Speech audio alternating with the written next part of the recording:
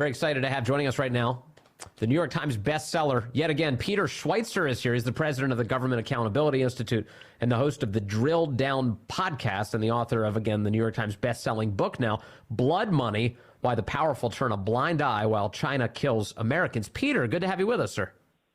Vince, good to be with you. Thanks for having me. It's a real pleasure. And, sir, you've been digging in now for years into the way that China is wielding its influence here in the United States of America, and give us a sense of how infected the country is by the goals of the Chinese Communist Party.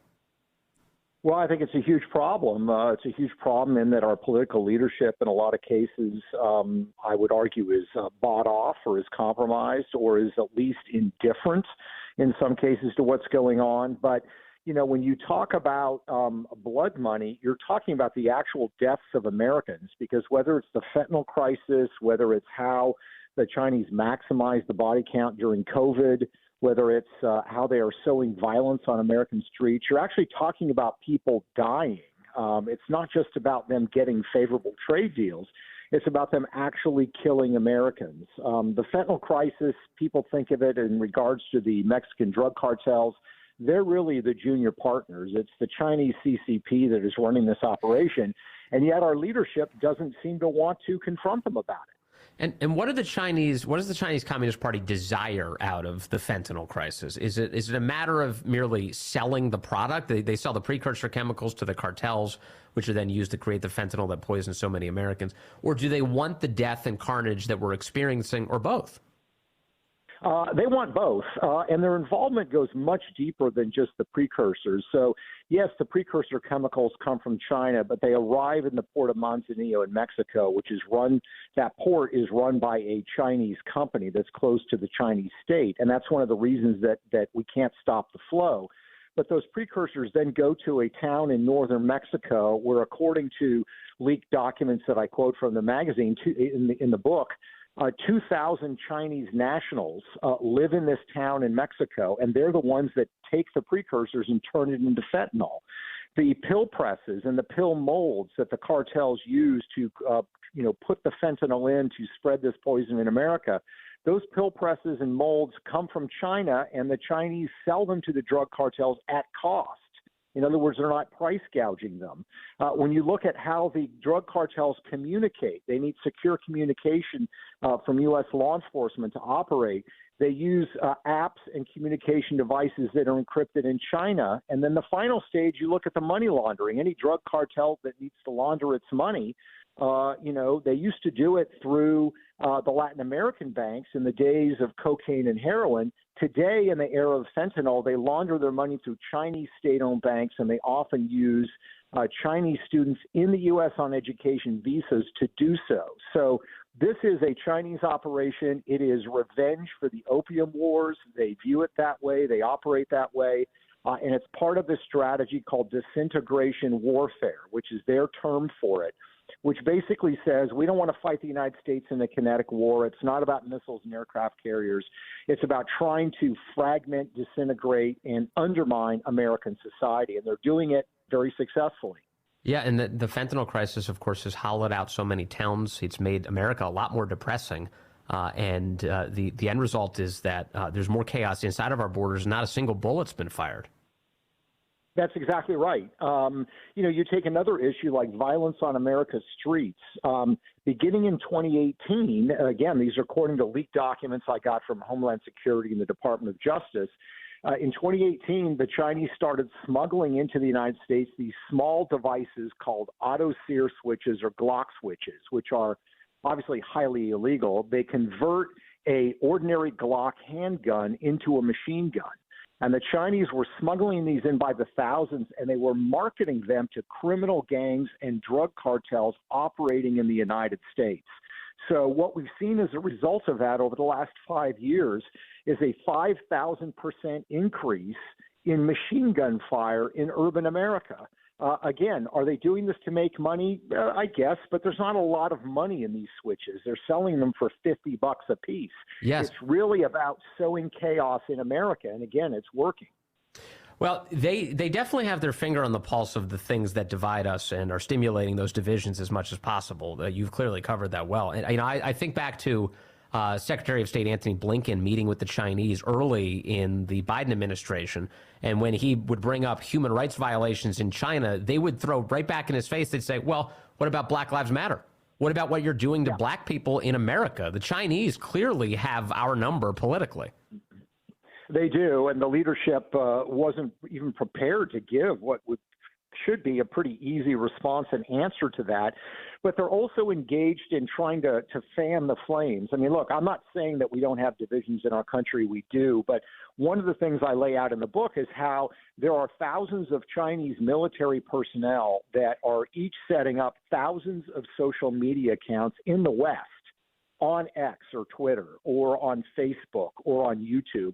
And what they're doing is half of these accounts, and these are literally hundreds of thousands, if not millions of accounts, they're posing as Americans. Half of them are putting out messages that America is a hopelessly racist society. The other half of the accounts are basically saying, I only like white people. So they are aggressively trying to fan racial divisions in our country. They also, as I lay out in the book, were supportive and behind these very radical organizations that spearheaded a lot of the violent protests and violent actions in 2020, and are now, those same groups are fanning the flames on the pro-Hamas protests. So, yes, they use racial division in America, but they are also trying to exacerbate it.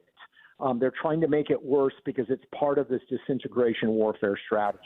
So let's jump into the issue of TikTok then this week, because it was last year after October 7th, after Hamas led its terror attack into Israel.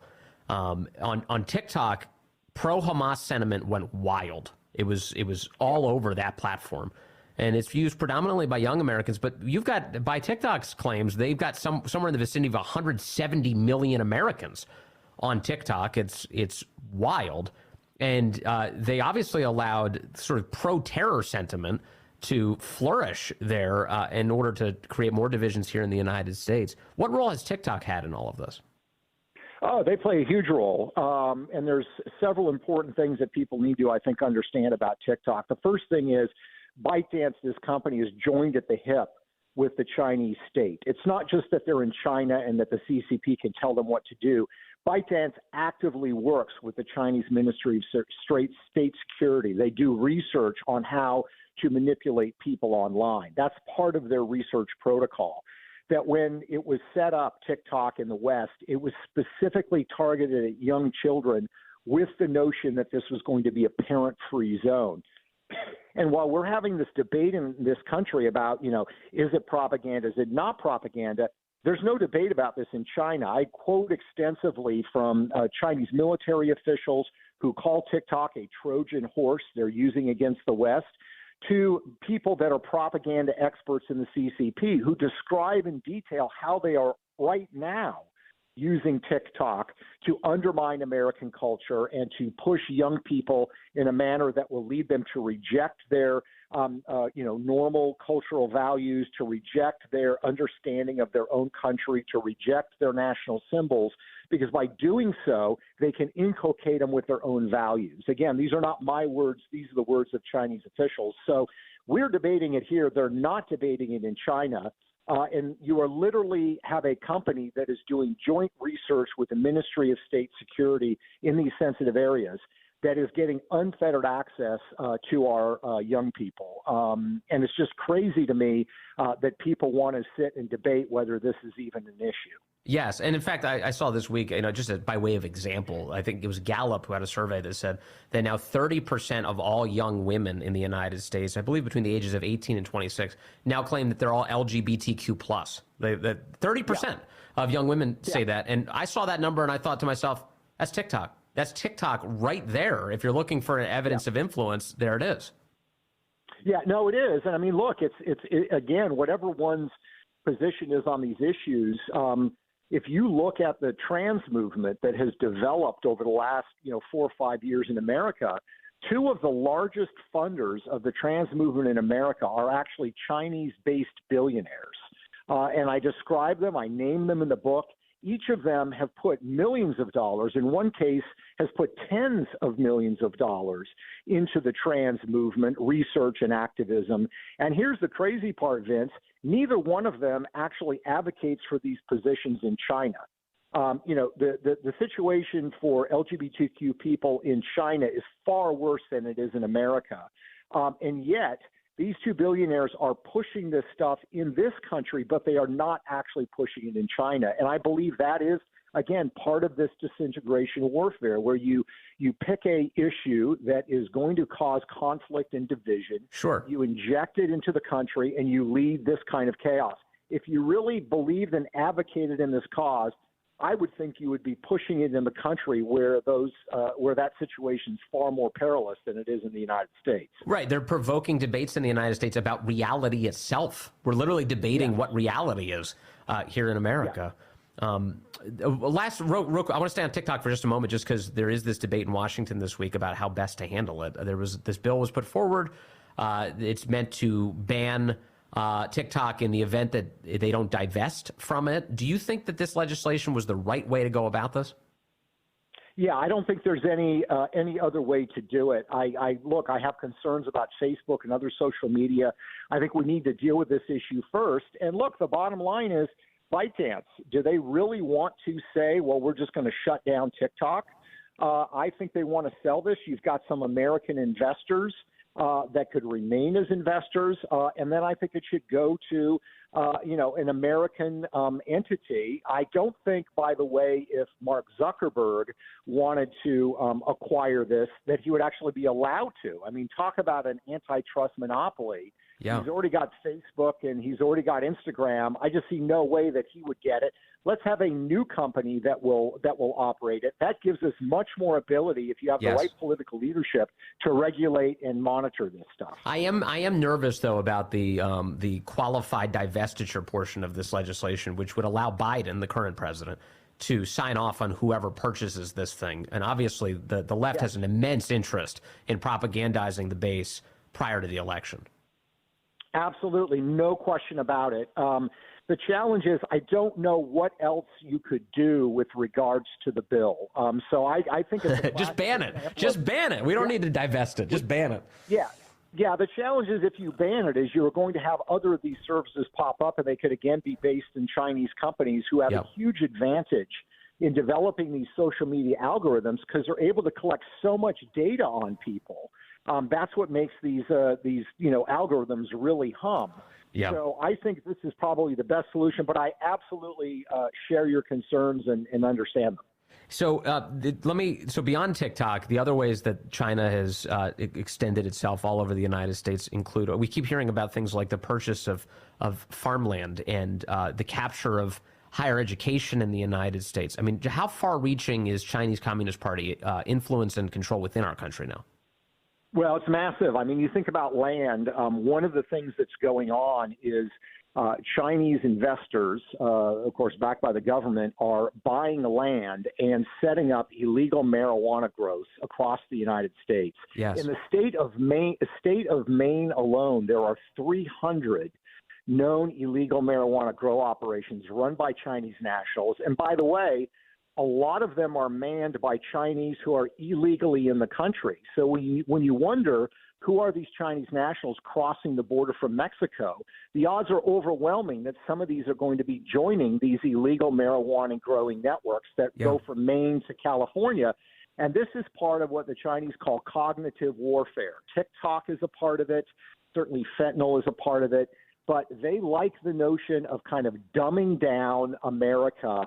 It loses its sort of intellectual edge. And this marijuana, which is much more potent than the stuff sold legally, it's often laced with fentanyl, is absolutely part of this problem as well. And I know in California, where they've been doing these illegal grows, they're often basically squatting on other people's land. They set up an operation, and typically it's like huge stretches of farmland, and people don't even realize they have an illegal grow being set up on some of their property.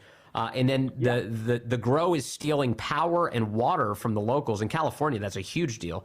In Maine, if I understand correctly, most of Maine is actually owned by the paper companies.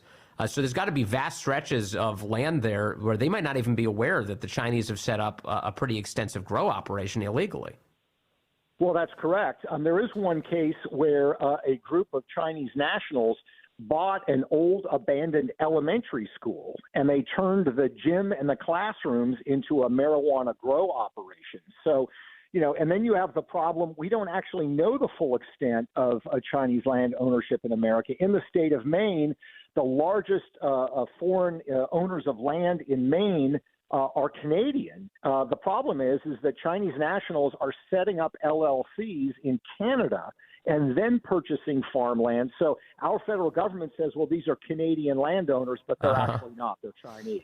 Well, yeah, and Fidel Castro's son runs Canada, so who knows who's taking over all this stuff. Hey, Peter Schweizer, thank you very much, and congrats on the success of the book, Blood Money, Why the Powerful Turn a Blind Eye While China Kills Americans. We'll talk to you again soon, sir. Thank you very much.